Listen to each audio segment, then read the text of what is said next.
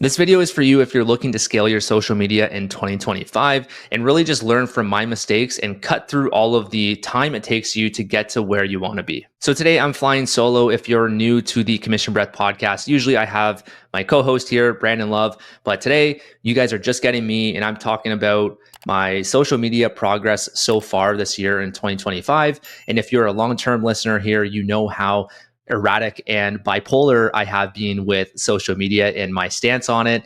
But as of today, recording this video, I am pro social media. And I say that because I have been flip-flopping as to whether I want to focus my effort and time on social, but I'm really seeing where the industry is heading. Not to be too pessimistic and negative, I just think that in order to be here long term, you do need to be on social.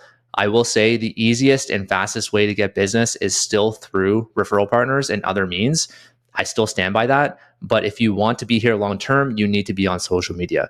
So, with that being said, I joined a social media coaching group about 2 to 3 months ago. And it's made a huge impact as to, first of all, how I see social media. Second of all, my practices and what I do to generate content and my view as to what type of content I'm pushing out there. So in this video, I'm going to walk through 5 different things I've learned along the way to get to my 5K follower benchmark. And I know that's not a lot. It's a very baby amount. Maybe you're sitting there and you're thinking, well, fuck, like I have way less than that. Cool. This video is going to help. If you have way more than that, I'm sure you can pull something out from this episode that can still help you along your journey, because a lot of the stuff that I'm going to be talking about is from a really high level coach who has over 1 million followers, and I'm paying a lot of money to access them. So the first point I want to make is nobody cares about mortgages. Now, I know that sounds very harsh, and it is, but it's the honest truth. I mean, I've been posting mortgages and real estate content for on and off about maybe 3-4 years. Definitely not consistent, but that's all the content I've been posting. And I haven't really gotten too much traction with it. And it wasn't until I joined this group where I saw the coach's angle of posting financial literacy, like more of a broad niche of general finance and helping people increase their net worth. So I thought that was very fascinating, because if you look at his profile, you can barely tell he's a loan officer and that he does mortgages. So I'm like, okay, cool. So maybe I'll kind of like learn from him, see why he's doing that, why he thinks that way. And obviously it's working for him. If he has that many followers and he's generating, I'm not going to tell you how much money he makes. That's for him to tell you, but he makes a lot of money, a lot of money. And it's not just from mortgages, which I was very fascinated about. Not to say I want to generate another revenue stream. That's the last thing I want to do right now. But to be able to pivot in the future if you have to. Again, nobody knows what the future holds. I'm not just saying the mortgage industry specifically. AI is coming. The banks have been aggressive against us. Like, who knows where we're going to be at 5 years from now? So in my head, I always want to be one step ahead and have the ability to pivot if I need to. Now, I'm very optimistic and I can see us being here for a while, us as in mortgage brokers. But in order to be here for a while, we need to have an established presence and gain market share by being there on social. That's my true belief. So back to my point, nobody cares about mortgages. I am now focusing on financial literacy and helping people increase their net worth in Canada. So the reason why I'm going this direction is because there's not many accounts or creators that focus on this, to be quite honest. Like, there's a few off the top of my head that I can think of, but there's not anyone that's really dominating the space. It's not that crowded, which really shocked me. Whereas the States, there's probably a shit ton more creators who focus on it. So first of all, I'm like, okay, cool. There's definitely a space for that. And second of all, it's still talking about money, still talking about financial literacy, which ties into mortgages. You can still post the odd topic that is mortgage related that will draw people in. And the one thing I'm learning from my coach is you don't sell through the content, you sell through the DMs and the ads. So I'm not ready to start ads by any means, but what I want to do is start selling through DMs. And I actually have been.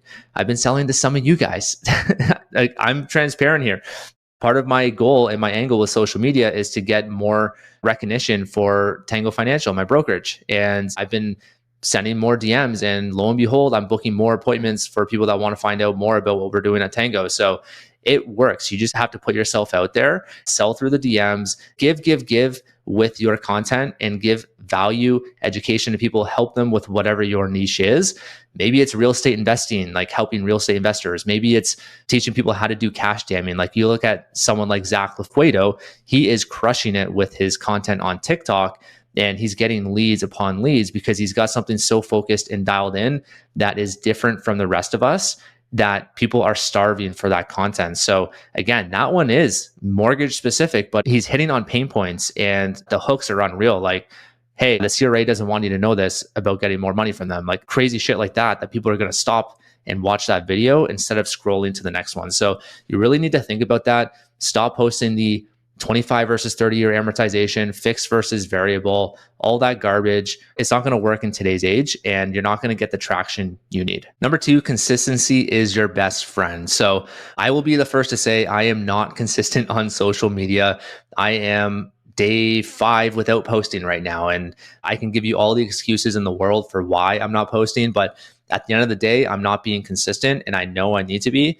And when I am consistent, that's where I start seeing the results. So it's easier said than done. I will talk about how to get there in tip number 3. But before we go there, the reason why someone is successful on social media is largely in part due to consistency. Like you look at some of the players that have grown the following base that they have, it's because they've been consistent over the years. You don't just all of a sudden pop off right away. I mean, there is a chance you can go viral, but for the most part, you just need to get your reps out. And part of that is you're learning along the way. You're getting more proficient with your videos, you're recording, how long it takes you to record the videos. Like I even noticed just from recording for 2 weeks, I am more proficient in how many videos I get done per hour.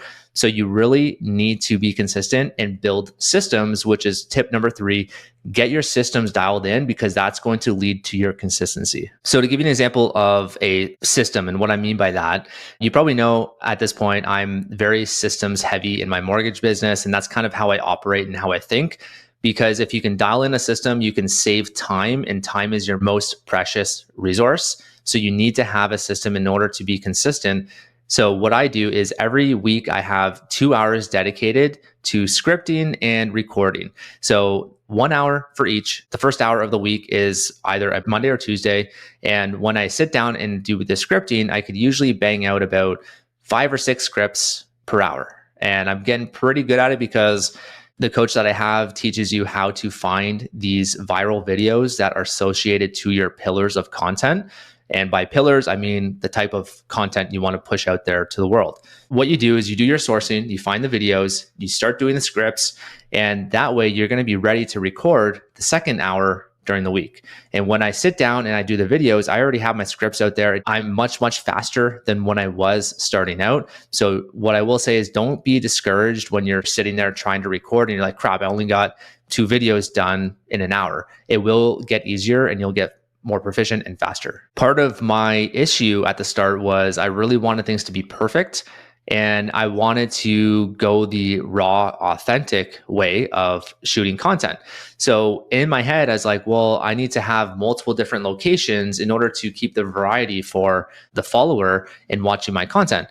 The problem with that is I wasn't remaining consistent because it wasn't part of my system where I was sitting down and doing the thing where I need to do it day in, day out. I was trying to think of, okay, maybe I'll go in my car today. Maybe I'll do some car takes. Maybe I'll go in the gym, do some takes in the gym. Maybe I'll go to the office. It was too many different spots. I was like, you know what? Enough's enough. I'm just going to sit down in my office right now and record these 5 videos. If they don't perform as well as maybe going in the car, maybe I can adjust later, but let's just get the reps in. And so I did. And lo and behold, one of the videos actually popped off pretty decent. Wasn't viral by any means, but I got just over 9,000 views on TikTok. And that's part of my strategy now is I record the video in TikTok. It's the easiest to do. I edit it myself. It's super easy to edit. And I don't need any of that fancy editing that you see out there. It's actually dying off. It's the old way of shooting. That's for another video. But I recorded it in TikTok. I'm able to repurpose it on Instagram, and that's my workflow now. And when I do record it, it's either going to be in the gym or my office. I can do it in either location because I'm in the gym 5 days a week. And when I'm in there, all I need is 5 videos a week. So I know I can go bang out one video while I'm in there. And if I miss it that day, I can just do it in the office whenever I have a spare couple minutes in between calls, whatever it is. I have my scripts ready to go and I dedicate the time in order to record it. So before I go to the fourth point here, I do want to quickly say that this is more of a general overview of where my head's at with social media. I'm very tempted to go deep on some of these topics here, but I really want to save it for future videos and go deeper on each subject. So for example, my systems and how I record, I really do want to do a full episode on that. And I'm only going to go there if you guys are enjoying this type of content. So please reach out and let me know. If you're part of the broadcast channel, just maybe reply to a post I put out there that's related to social media. You can reply in there or just send me a DM. Just let me know, give me some feedback because I would like to go deeper with this. But if you guys don't care about social media, then of course I'm not going to post it. So point number 4, look for leverage opportunities. And what I mean by that is leverage is king when it comes to social media. So as an example, if I'm going out there and I'm recording a TikTok video, I can easily just go to InstaSnap, I think it's called InstaSnap, plug in the URL, download it, takes me about a minute, and just repost it on Instagram. That's leveraging 2 different platforms in under a minute. And I'm not going to go crazy and try to go to YouTube Shorts and all of these other platforms because I'm just focused on the 2. And what I do from TikTok is it's more of a viral platform. So I get the eyeballs there, I bring them over to Instagram, and my goal is to have them follow me on Instagram where I can nurture them through stories and DMs and have more of that community atmosphere and convert them to business. And at first I was a little skeptical because I was like, well, I don't think people on TikTok want to go to another platform, but a lot of them are on 2 different platforms. And I realized that after I hit that 9,000 view video, a bunch of people ended up following me on Instagram. So I thought that was really cool. All you have to do is keep your bio specific to, hey, follow me on Instagram. That's the only call to action you have. And the only link in there is going to be going to, well, your Instagram. You're not going to have your link tree. It's just going to point to your Instagram. And that's really working for me. I want to say I probably got about, it sounds very minimal, maybe 20 followers on Instagram from that TikTok video. But again, if you do those every day and your views get higher and higher, that's going to compound. And those are 20 people that have never seen you before. And now they're in your ecosystem. So with that TikTok video, I probably got about 300 something followers.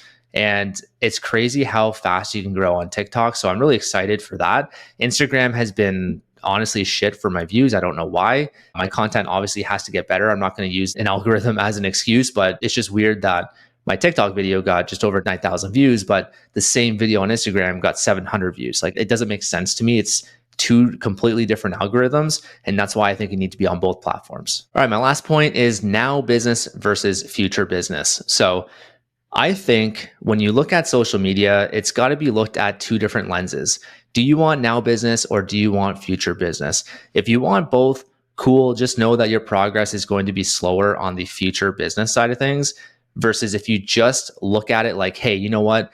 I just want future business. I want to grow my following, keep giving deposits and add value. And eventually my following is going to be so big, opportunities are going to come across my plate. And trust me, they will. It sounds so stupid from a vanity perspective, but like when you hit 10K plus followers, you're going to have more opportunities. And I'll give you an example. At 10K plus followers, I can guarantee you can go to any real estate office and be like, hey, I want to present to your realtors on how to use social media to get more business. Like, hands down, any real estate office would accept that. And that's your ticket in to grab a bunch of realtors. Like, I'm just trying to get your head in a different direction. Social media is not just about those direct leads. If you add value and you keep giving those deposits and you look at the long-term play, you will do very well. Now, with that said, we do need now business. I get that. Like, we need to survive. So you can still do your DMs, and that's for a whole separate video of how to do that. But like I said, I'm already seeing success doing that, and nobody has to see what you're doing behind the scenes. You're not losing credit from your viewers because it's one-to-one, and you can even add value. You can lead with value with the DM. You're not just saying, hey, let's hop on a call. Like, you're still leading with value. So it's not like it's going to harm in any way. I will probably close out with that. I don't want to go any deeper because, like I said, I want to go deep on more narrow topics in the future. So if you enjoy this episode, again, please reach out, join my broadcast channel, send me a DM, let me know, and enjoy the rest of your day. Cheers.